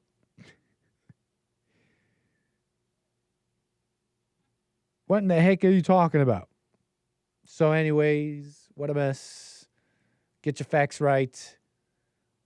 Amazing.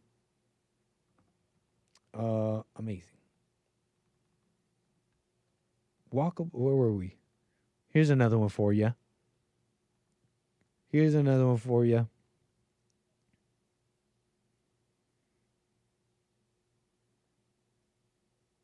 Shout out curly sideburns. Who are you talking about? The settlers in the West Bank or the anchor baby? What are you talking about? Okay. 100 men. Okay, now we're going silly. No need to be so serious, okay? No need to be so serious. You can still call in if you want to be serious or silly. 888-775-3773. A little silly. 100 men versus one gorilla. You remember this. Okay? A little bit of a thing was going around. It was pretty normie, but I enjoyed it. Okay? Call me a normie. We're talking about 100 men versus one gorilla. Who's going to win? To me, it's you're giving it to the 100 men. I mean, come on. There's no the gorilla is still merely sinew, muscle, bone, and sinew.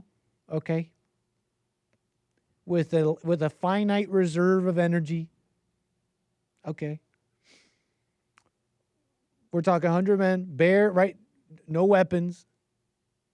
I'm giving it to the men. Eventually, they will win. A game of attrition. They will defeat this gorilla.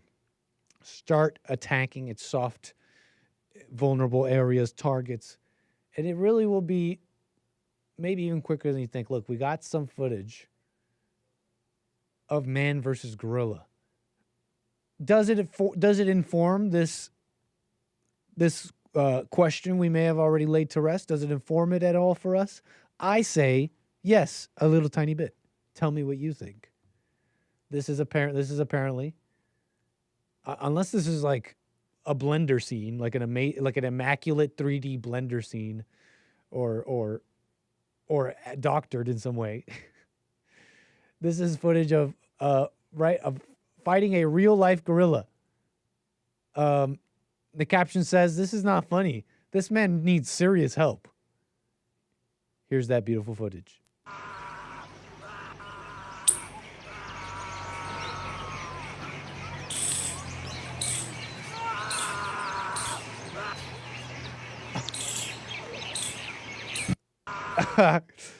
Could you guys hear that?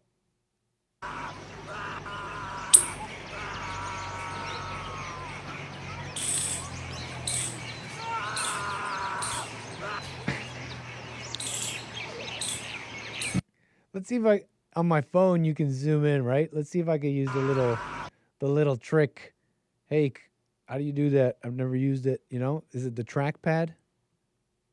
Do I pinch and zoom? Oh, you came in for that. Thank you. Is it pinch and zoom? Yeah. Oh, you want to try? Sure. Where are we? Okay. So we can see this man. Oh, heck yeah. Thank you, Hake. You're a genius. Look, folks. They're fighting. He's screaming. But what do you see? He needs help. He needs that boy needs help. Karen says he needs help. You're hearing the screaming. And it's terrible. But tell me, what else are you gathering? What else are you kind of gathering? What kind of other data are you gleaning from this alleged encounter between a human male, an adult human male, and an alleged gorilla? Primate of some sort? Is there some biting going on? Like it looks like a scuffle. Ain't getting ish. Fair enough. Final Frontier says he ain't getting anything. Here's what I got. The guy's holding his own a little bit. Look, the guy is up against a gorilla, allegedly. And he's not being pushed back. The gorilla, right? They're kind of in the same position, in the same ground. Like he maybe he's being pushed back and I can't see it well, but that's just how I see it. He's kind of standing his ground a bit. Fighting back, pushing him around. Like, it looks like if this was like and maybe we are looking at a serious life-death scenario, but if this was really to the death, gorilla versus man, already just one individual adult male, is holding out seconds more than I thought. You see what I'm saying? Now imagine that times 100. I think we're good. I think we're winning this. Okay? Like, he's not being instantly destroyed. Do you see that? Like, he's not being instantly destroyed. He's not falling back or anything. Like, he's pushing the gorilla around. Like, let's go. I don't know how this ends. I don't know where this goes. I don't know where this goes. And I hope it went well. I don't know. But that's just what I gathered. Okay? That was the data I got. Multiply that by 100, and it's over. Okay? It's done with the gorilla. Would a woman prefer to be left alone in a desert with a gorilla than with a stranger man? I don't know.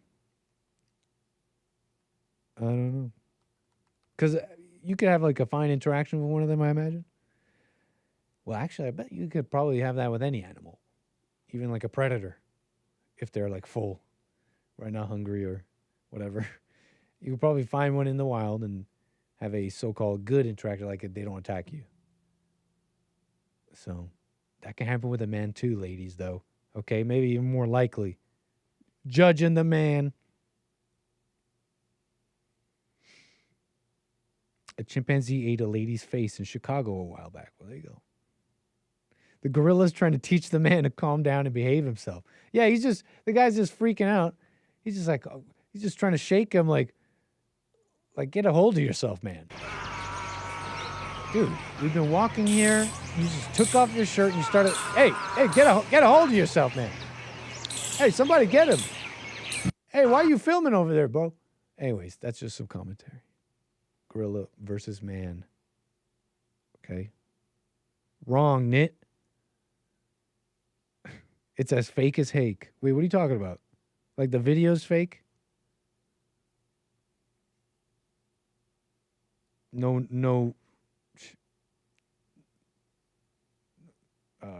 No attention to the second part of your message. Moving it on here. Moving it on here. Yeah, I saw it, so you had to see it. Okay? I saw it, so you had to see it. Shout out to the UK. They were marching in the streets. And I heard it was a lot of people. Okay? I heard it was a whole bunch of them. A whole gang of them.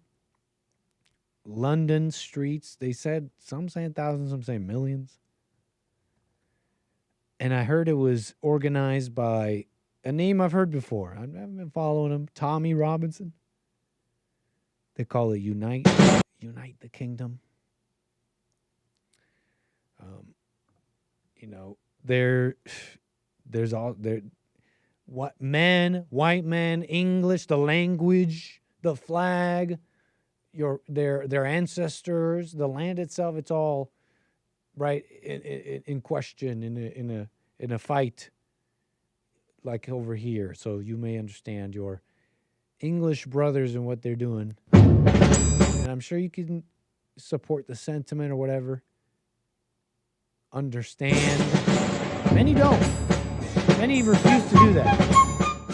For many over there in England, they're like, just waving this flag around is racist and many things.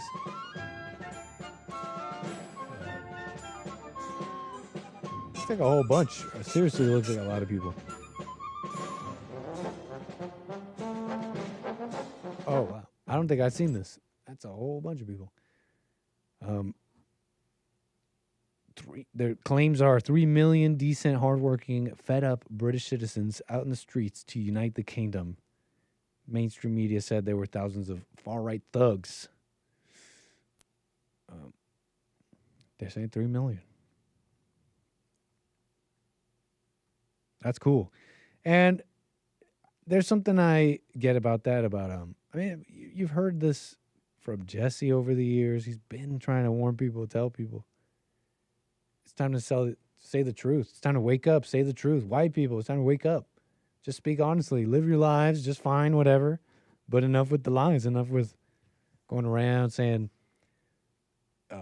there's such a thing as racism, such a thing as hate speech, such a thing as needing to feel bad for somebody in that way.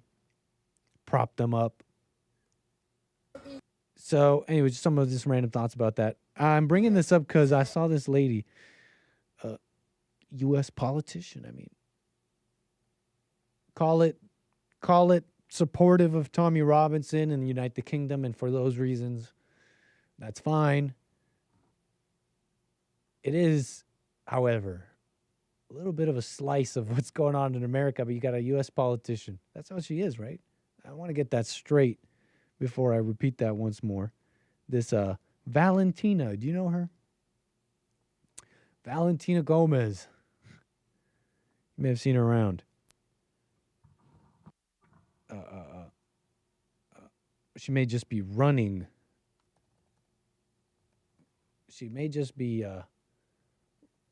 running Texas GOP House candidate.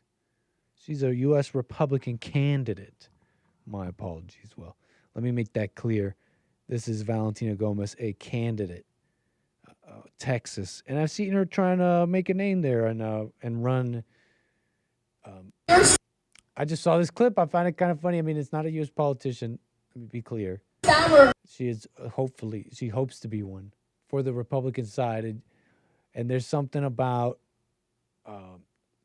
there's something missing. I mean, there's something about it just strange. You're the biggest pedophile protector. Oh, yeah, that's right. Talking about pedophile protector. She's very edgy. She's very edgy with her language. Very edgy, but in this edginess that has this particular feminine bend to it, where you think to yourself, wow, well, I'm not particularly surprised that a woman is approaching this with a little bit of the wrong spirit and tact. Your stammer.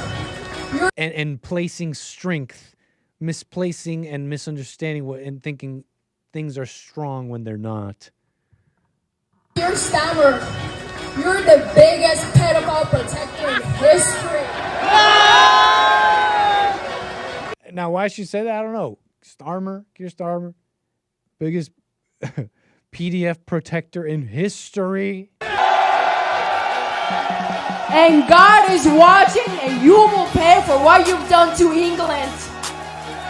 And to the police officers, thank you for being here today. But I need you to stop following orders because you know you're being told to look the other way while your country is being raped into submission. It's either now or never. Because if these rapist Muslims take over, they will not only rape your women, they will behead your sons, just like they did on October 7th in Israel.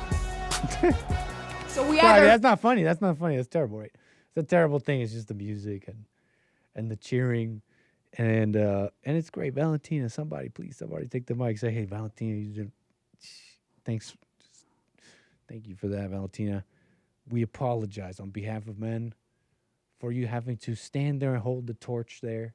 You must have looked around and said, wow, I guess I got to hold the torch. It's okay, Valentina, let me take that. And go off into obscurity. Please. Mildly attractive, some are saying.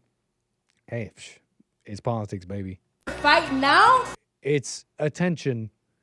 I want to get to Rick out of Hampton, Virginia, sir. How you doing? You're on the air. What's going on, Brother Nick, my brother? Thank you for taking my call as always. Of course. Man, I saw you play that clip of Jasmine Crockett, and what I just see, you met back in Congress, even though they disagree professionally. When you're in Congress, what are you doing bringing up President Trump's name while you're in Congress? Y'all supposed to be talking about laws. What y'all doing bringing his name up? You see what I'm saying? Well, whose name did they bring up? Like Jasmine, because she always some kind of way found to bring up President Trump's name. Yeah. You see what I'm saying? That's right. I mean, they have a job to focus on. Right. Focus on taxes. Y'all focus on taxes. Focus on taxes. Why you got to bring up? I know y'all here for your bows and stuff. All that stuff. All that don't even need to be even said. And you know who says who talks like that mostly? The black liberal women in Congress. Yeah. Would you agree with me? I totally agree. And what they're doing is they're really, what's the funny thing about that? And it might be different and it might not be for all cases, but I believe it's because of how, I think there's a sincerity there. When you have these black women talking over and filibustering and being so quick to just say nonsense to distract from the situation and their own job usually. Right. It's because there's a sincerity there, I believe. I think they're kind of like that. They're kind of like that at home, in the homes, like with each other, like. Like domineering. That's what I'm getting at. Yeah, domineering. And they wonder why most black. Yeah. I'm just saying, and they wonder why black women are the least dated women. Say that again? If you look at, I said most black women are the least dated. Most people they don't want to date black women. Most of them, now don't get me wrong, they got some beautiful black women out there, but for the most part, a lot of people don't even want to even date a black woman. Because of the neck twisting, the finger snapping, and they try to say it's strong. No, that's not strong. Yep. Yeah, exactly. You can get your ideas across without all the hollering, the finger snapping. Like if you watch CNN and you see Scott Jennings and how them liberal black women, how they be snapping, they get upset. Yeah. And then I love how he hold his ground. They had Tiffany Cross on there when she. Say again? About holding their ground. That's an interesting comment. God, he holds his ground very well. I mean, they trying to assault him and everything. There's also a conservative black guy that be on there, which is, he's pretty decent as well. That's interesting But, because that's why this works. We have to remember, it's ridiculous, but it's effective. And why is it effective? Because these guys are probably kind of flustered. They don't know how to handle it. They don't know how to handle a woman, especially when she's acting like this. Yeah. They're flustered, so something's going on inside of them. Yeah, most time it's anger. Then they've been had some children without no fault. So I know it's tough to raise kids, just think with a woman, because a lot of times women can't build. They can't fix stuff, They got to always pay somebody to do something. Now, there are a few women on the exception, very few women that can be a handyman, if you will. But for the most part, women are not handy like that. Fair enough. And I'm just saying, man, it's just like they get up and be hollering and screaming, just insulting, it's like over talking. You remember that time when Marjorie Taylor Greene and Jasmine Crockett got into it? Has that happened multiple times? But yeah, I think I do remember that. I think the main one when Marjorie Taylor said, "You probably can't sue them fake eyelashes," and then that's when Jasmine Crockett said, "You bad body, built body," something like that, whatever she said, But the main thing is, I think I kind of remember that. Yeah, and Jasmine Crockett started that one. You know how when people talk on their breath, what you talking about? So Jazz was talking all under her breath. But the mics in Congress, man, they'll pick up if you scratching your behind. It'll pick it up. It'll pick the sound up. You see? Yeah, those mics they have in front of them. Yeah, they're right. really sensitive. And and you can hear. They might even count on that a little. See, that's what happened. What I believe happened when Marjorie Taylor responded, she just got tired of Jasmine Crockett talking under her breath. So the mics was picking up when she finally said, "Well, maybe you can see with your fake eyelashes." And Marjorie no one talks about that. Yeah, Marjorie kind of strikes me as a little bit ratchet, so to speak, too. Just a little bit, I mean, think about it. It's kind of we like where she's MAGA mom or whatever. She's cool, but personally, I think she's a bit of an opportunist. But look, I've seen her. Isn't that interesting too? It's like she's out of order. She's a little bit out of order, right? Being all strong woman in politics, it makes almost fits that she'd be a little ratchet with her attitude as a stateswoman. Whatever they call it. Stay feminine. The best thing a woman can do is stay feminine. Stay feminine. That makes you attractive when you stay feminine. But when you try and prove that you're tough. But now I'll tell you who else a nice congresswoman. She's from South Carolina, Nancy Mace. And they I guess they just fed up, man. They standing up to all the black liberals that be talking all like that. So they say, look, I'm going to do it a little bit too, you see. And so wait, what are you saying about Nancy Mace? They're standing up to her? Nancy Mace? Yeah, she was standing up to I thought she challenged Jasmine Crockett to a fight. So all the ladies in Congress are fighting? I swear, it's like Lauren Boebert, Marjorie Taylor Greene, Nancy Mace, Ilhan Omar, AOC, and it's always Rashida Tlaib. They're all pretty ghetto. They're all pretty ghetto and quick to fight. Yeah. Rashida Tlaib. I'm like, see that? I personally believe foreign people. Now, don't get me wrong. I'm not saying they don't have good ideas, but to me, if you're not a natural-born citizen, you should not be in our government or our military. That's just the way I feel. Yeah. Because most time when you get these foreign people come in, they try and introduce the laws that they were leaving from in their country to try and bring it here. I'm like, why didn't you stay in your country to make a difference there? Why? Because they make more money here in America. Politicians do. So that's why they came over. I agree, man. No foreigners in the government, and fix the birthright citizenship stuff. Yeah, all that stuff, man. It's just like it's just another one. The reason why they fighting ICE for, because they need the immigrants to vote Democrat. That's why. That's why they fighting so hard about sending the immigrants back. They want their vote. That's all it is. Rick, loud and clear, man. Yes. Everybody's fighting up. Everybody's fighting what President Trump trying to do. But yet, no one said nothing when Biden had them borders wide open, man. No one cried. Nothing from the Democrats, nothing from the media, nothing from these judges. And time Trump tries to enforce the law and do what's right, everybody come out the woodworks. Yeah, I mean, you'd have to be a little silly to at least not see that that has changed with Trump, the border essentially being secure. I think all sides pretty much agree on this. Yeah, man, I'm telling you, a lot of people saying that Trump is, right now you can't be nice. We've been nice too long, man. Country has taken advantage of us over trade, everything. You got to be tough now. That's why I like what you mean America Trump has to be said. tough, or? Yes, I mean, America has to be tough. Everybody run over us there, Nick. And trade, everything. I gotcha. And Trump, like I said, the buck stops here. Y'all not going to be putting taxes on our goods, and then we letting y'all goods flood our markets. So President Trump said, y'all, if y'all going to put tariffs on ours, we're going to put tariffs back on y'all. That's how, the media trying to make the tariff work seem like he's trying to eliminate jobs. No, he's trying to make them place there. If you're a business person, they know that. That's a good point, Rick.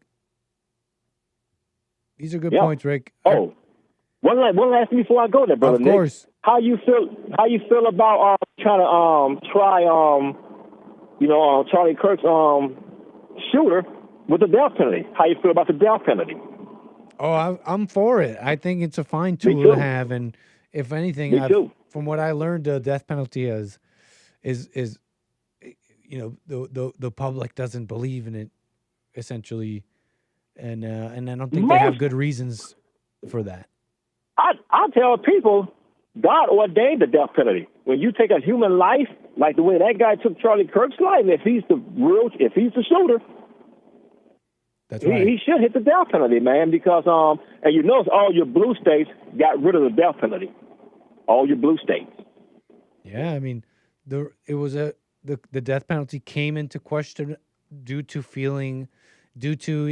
like a feeling bad for number of groups that they said it was. Oh, you may send somebody innocent. That's possible, but most times if it's done right, no shadow of doubt evidence. He's on video. He shot him in the head. That's all you should need. He should get the death penalty. I agree, and it should be swift. Yep. Not sitting there hanging around, getting these ambulance chasers trying to come and get more money. And appealing and costing and exactly. How you gonna appeal? You just blew this woman's brains out. What is it to appeal? And he was and they were they it's just like a clear cut thing, murder, full on murder. That's right. And I'm for him. And if they can prove 100% that he done it, I would say 100% shot without evidence, because I don't want to kill somebody if they didn't do it. But if there's and even if they're so-called insane, so-called all these things, like they were not in their right mind when they were during. Oh, I'm tired of that too, Nick. I'm with you on that. I don't really get that, because if you allowed yourself to get to that point, if you were raised at whatever it was, it's come to the point where you don't care about society and just the rules to the point of to point of really harming public, etc. I just don't think it's a good excuse. There's something still something proper about charging someone properly, even if they have a so-called insanity or something like that. I mean, of course you're insane. Everybody's insane in their anger and when they commit crimes. You ain't that crazy. The way I look at it, you can plan it out, position yourself, set your weapon up, and try and hide the facts. You ain't all that crazy. Yep. To hide try and hide the facts. Try and hide your tracks and all that, because you're trying to avoid punishment. So you're pretty aware of what's going on. Exactly my point, and I'm at the point now, man. Even if you're crazy, now I'm getting to the point that they can be gone, because, like I said, trust me, they got some sense. Because when they know their life is required, if they didn't have no sense, they wouldn't be requesting a lawyer and try and get out of it. Right. They know exactly what they're doing. I agree, Rick, and I think you get to that point by lying. Okay, you know how you lie to yourself and lie to others, and you just not honest about what's going on inside of you. You eventually get. I think you get to that point where it's just so easy to believe lies, and it's partly maybe really believe it, or partly just love the excuse it gives you. But I think a whole bunch of people go on making excuses and all that, and it's quite easy to say I'm insane, angry, anxious, and I mean that in the clinical sense, not in the truly spiritual way. Right, exactly. You know, it's just time out, man. 'Cause it seems like everybody's using either PTSD or they're using insane. One of them. Totally. You get out of murdering somebody, taking a human's life like it's nothing. Rick, man, a pleasure as always. I got to let you go. Last few Oh, minutes man, of the show. thanks for taking my call. Okay, will do. Love you guys, man. I'll tune in tomorrow there, Brother Nick. Keep up the good work, guys. Take care, sir. And I love my brothers and sisters who are also listening, too. Talk Back to y'all at later. you, sir. Thank you, Rick. Yes, sir. Love you. All right, folks, that's the show. We done did it. We done did the super chats and all the topics and the callers. Okay, thank you for that. I want to get to Jermaine, a little coffee action here on buymeacoffee.com/anchor, baby. Very cool. Hi, Nick. Can you check out the clip of I Show Speed and how his mother tried to control him?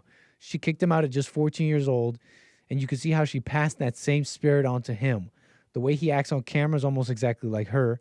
Now, after he's become rich and successful, she's asking him for money, but the truth is he built his following and accomplishments only after he moved in with his father. Funny enough, Jermaine, I'm aware of this, actually. I was thinking about making a segment, and I found it interesting as a bit of a testament to what Jesse's been saying. Another one of those public examples that adds to that. We might have to do something like that. Jermaine, he's popular. He's very popular, especially with young people. That's a little coffee there on buymeacoffee.com/anchor, baby. That's all of our supporters, our lovely viewers. Thank you, Celestial Lord, with the Rumble rant and the generosity. Very nice. Reads, you can see all kinds of women in the forefront of every downfall. Children will grow up following the women instead of the father. No longer will it be Uncle Sam. It'll be Aunt Karen. Sounds like a nightmare, Celestial Lord. Another one from the Lord, the Celestial Lord. A man has no business traveling without a sword or a serious knife in the jungle. As an American, I travel with the American weapon. And I gather it's a little water gun. He's just making a little joke. He does not, I imagine Celestial Lord does not dox if he walks around armed. Look at this, man. Thank you so much for the continued Rumble rants and the generosity. It reads, I am Alphabet on YouTube. Oh, well, there you go. YouTube won't let me super chat, and the previous super chat is my answer to your question. Okay, let me read it. He says, Martin Luther King pushed the black woman ahead of the black man. Charlie's death boosted the white women ahead of them. I saw this when the widow made the speech. No speeches of manhood. So true, man. Man, I found it so strange. Like, everybody wants to sit in that chair. I know that it was a lot of just commemorating Charlie Kirk. So I understand that. It's fine, right? All the way from the VP, Stephen Miller. Like, these are people that Charlie Kirk worked with. He met them. And some of them thank Charlie for his whole rise. But, yeah, man, I thought she was trying to insert herself too. And it was just whatever. Folks, that's the show. That's the show. We did everything. I must say, I gotta go. I'll see y'all in a few, though. If you guys want to watch Punchy TV later at about 2 p.m. Pacific, about an hour, we'll be live with Punchy himself. So check it out on YouTube, Punchy TV, punchy.tv as well. For now, I must say goodbye. All right, people. Take care. See you tomorrow. Peace.